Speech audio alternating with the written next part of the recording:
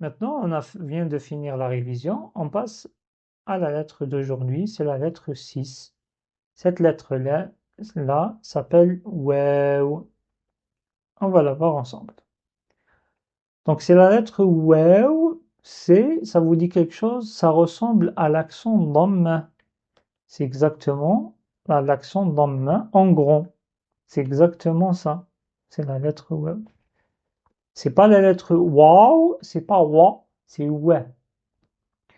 Et la lettre waw, elle s'attache avant, comme la quasi-totalité des lettres en arabe, mais elle ne va pas s'attacher après. C'est pour ça, au début, elle va pas donner sa main, entre parenthèses, pour s'attacher. Donc ça n'existe pas. Mais à la fin du mot, ou avant, elle va s'attacher et elle va donner sa main.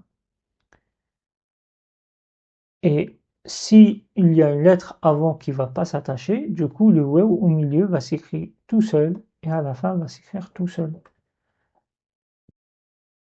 Pour rappel, on essaie de réviser les lettres qu'on a vues jusqu'ici. Les lettres qui s'attachent. Donc là, attache. On a vu le mime, le ba, le lem. Toutes ces lettres-là, ils vont s'attacher à droite et à gauche. Pardon, avant et après. Mais on a vu les lettres alif, on a vu la lettre ra, qui vont pas s'attacher après. Qui vont pas s'attacher. Les autres, ils vont s'attacher après. Ils vont donner la main en quelque sorte. Mais le alif et le ra ne vont pas s'attacher. Et du coup, qui rejoint ici la lettre waw qui va les rejoindre. Et du coup, elle ne va pas s'attacher.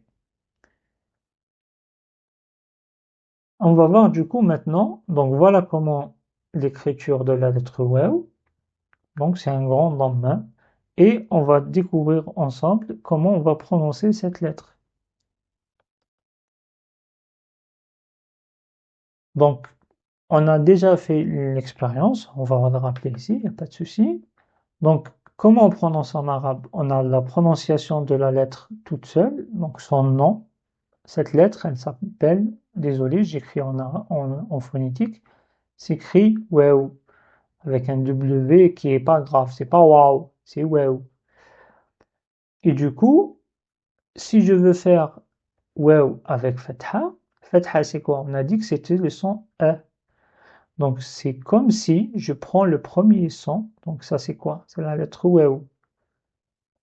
C'est comme si je prends le première consonne, je prends la première consonne, c'est W, à laquelle j'ajoute le son, le A, la voyelle A.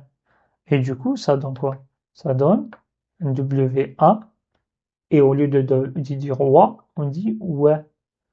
C'est ça la lettre, c'est comme ça on prononce. Si vous vous souvenez bien, le fatha c'est alif, équivalent à alif, c'est pas alif. On va voir après pourquoi.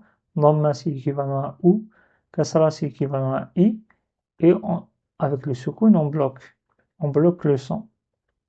Donc on est avec la lettre waw. Désolé, j'écris en phonétique, mais pour vous rapprocher. Donc le waw avec fatha c'est wa, c'est comme ça, wa. Maintenant, avec fatha, suivi d'un alif. Donc c'est waw avec fatha, et j'ajoute un alif. C'est comme si je prolonge. Wa. Donc waw avec fatha, ça donne wa. Waw avec fatha suivi d'un alif. Wa. Waw avec dhamma, c'est wou. Waw avec kasra, c'est oui. C'est comme un oui en français. C'est exactement ça. Oui. Et ça, c'est laou. Allez, on reprend. Wa. Wa, ou, oui, là où. Maintenant, on ajoute des shadda. D'ailleurs, si il n'y avait pas shadda, qu'est-ce que je lis? C'est lam avec kasra, c'est li. Si je d'avoir avec fatha, ça donne wa. Li wa. Maintenant, avant de dire wa, je bloque le wa. Je dis liou wa. Liou wa. Si vous avez du mal, on va décomposer. Donc la première lettre, c'est li. La dernière lettre, c'est wa avec fatha. Si vous vous souvenez bien, shadda, c'est une lettre qu'on va ajouter au milieu et qui a soukoun. Quelle lettre? Donc, shadda est dessiné sur le waw. Ici, du coup, c'est un waw. Je ne vais pas écrire un mim ou un b. Non, c'est pas ça. Parce que shadda est écrite sur la lettre waw.